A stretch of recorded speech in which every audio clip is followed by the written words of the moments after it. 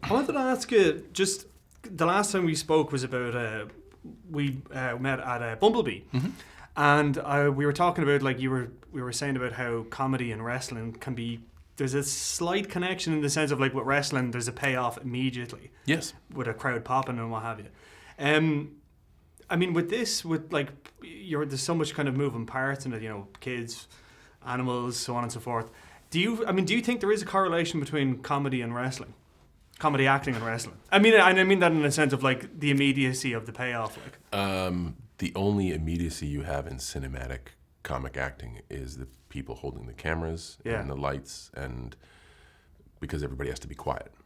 So in that regard, there is no correlation between the two, because one, you're performing in front of thousands, and the other, you're performing in front of no one. yeah, The correlation is directly through storytelling. right. I mean, whether it's comedy or action or anything, it's you're telling a story. Every match tells a story. Yeah, So in that respect, and the goal of the story is to entertain the audience. sure. Differences with a theatrical release or something you watch on a media player, it's in your own space, and you're not like, you have to absorb the material, and that's that. Yeah. When you're in an arena to watch WWE live, you can interact and almost control the narrative as an audience member. Yeah. How do you find doing comedy as opposed to action? I mean, because I know, like, I think back to like, you know, Hulk Hogan and Suburban Commando, that kind of thing. Like, he was very much using his physicality as a prop almost. Yeah. How is that for you? There's a sense of comedy there. I think there is. And after, similar to when Hulk did it, Hulk was Hulk Hogan for so many years. Yeah. So just to be able to look at him in a different light, there's immediate laughter there. Yeah. This kind of takes the, hey, here's this stoic superhero type character whose world comes unraveled. But I'm only as good as the team around me, and this team is spectacular. Keegan and John are super funny. Yeah. The kids were great. Judy was great. The Masher the dog was fantastic. So when you try to do something like this and make yourself essentially the butt of the joke, surrounding yourself with people who have a lot of jokes makes the comedy more fun. Yeah. So I think assembling a great cast was really important in this one. Yeah. With regards to Keegan and John, because like I said, like they're obviously very experienced comedy guys. I mean, did they give you any kind of steer, any kind of guidance on it, or? Yeah, you just learn from them. And the thing is, they both love to passionately talk about performing and film.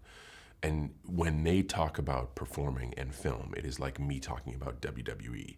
When you open the Pandora's box, you're literally under the learning tree. Yeah. And it's awesome to see them talk about something with the same passion I referenced WWE. Yeah. Because they do know what they're talking about. They have well over their 10,000 hours. Yeah, They've seen it all, done it all. And it's just cool to hear that perspective, as especially me as like a young rookie trying to. I really harken back to like the first time I worked with Eddie Guerrero, when I got to work with Undertaker, or like Triple H and Shawn Michaels. You have these master craftsmen taking you under their wing and showing you what it is to be. So making the movie was great. Yeah. But being able to have that around, that's super special. Just actually on that, because I remember Dwayne Johnson, he did an interview recently, and he kind of said that, like, look, I've kind of quietly retired. I've kind of left wrestling behind. How about for you? Like, I mean, where are you? I 100% understand his perspective. And here's what I admire about that. He is not self-serving enough to ask for a parade to be thrown in his name, and like, this is it. And I really have a ton of respect for that.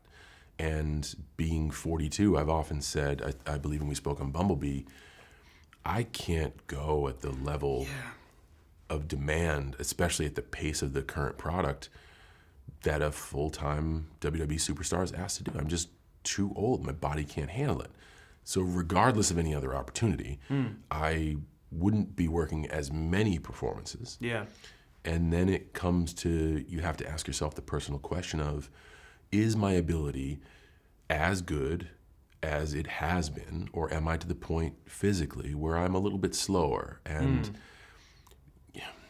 I don't ever want people to be sympathetic for my performance, Yeah. other than something where I'm performing to try to get sympathy. Sure. Does that make any sense? Yeah, no, I get that. It's just because, like, I mean, I would think, I like you said, like, you come at it with that kind of intensity, but it's the same thing. Like, there are the physical limitations. Like, it's And just you just want to be able to perform like you're part of the show, Yeah. not like, oh, well, good try, man. Yeah. So I 100% see Dwayne's perspective, but I've openly said that I hope they never get rid of me. Sure. If I go to NXT and coach, or however I can take the 10,000 hours here and bestow it upon. Yeah. I tried to do that so much in the past few years, but there's still a lot up there, and there are so many more superstars now. Yeah. That if I can do what Eddie and Shawn and Triple H and Dwayne and Austin and Kurt and all those guys did for me, they helped me navigate the waters to where I am. If I can help anyone do that, and I still keep in touch with a lot of the current superstars, Yeah. but I can still help all these new guys and gals that are coming up as well. So I still think I have something to offer. So I don't know if I can go on record as saying I'm retired, because I think as long as you're an active member of the community, you're in the community. Yeah, as a fan, if I'm a fan and I stop watching, I've retired. Sure. I'm not retired yet. I'm still actively in it. What was the? I would assume, because obviously Dwayne is, he made the transition from wrestler to actor. Was there any? I guess, what was the one takeaway you took from him? His journey? He gave me a fantastic. He's always been open, honest, approachable. Even when we may have been like, yeah. But he gave me a great piece of advice, and he advises and inspires so many people. I don't even know if he'd ever remember, but it was right when I was getting, let's say, like a second chance at the movie biz, after I'd done all the action movies that didn't do exactly well for WWE Studios and was starting to get a little bit of notoriety. I like 12 rounds. Well, thank you. I really did like 12 rounds. You were the guy. You were the one guy. Thank you. I appreciate it. I asked him, like, hey, do you have any advice in the waters ahead? And he very blatantly said, just be yourself. That's why they're interested in you in the first place. Yeah. And that's pretty much a reiteration of what made me successful in the WWE. I was myself, and I chose to bet on myself and do things my way. And what a brilliant piece of advice. Like, hey, man, they're already kind of looking at you. Just give them what they want. Like, be you. Be honest about it, yeah. Be authentic. Yeah. And it was a brilliant piece of advice that I never forget. That's really cool. Okay, we got to leave it there. Thanks, you. man. Appreciate it. that. Good seeing you. I get distracted. I can't do this job effectively. Don't you remember what it's like to be a kid? Soup? Did we kill you? Guys, I found my school Nerf guns! Those aren't Nerf guns! Well, now it's a party.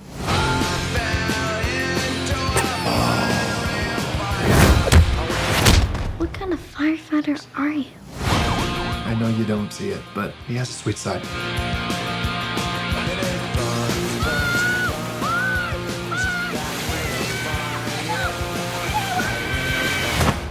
What a rush.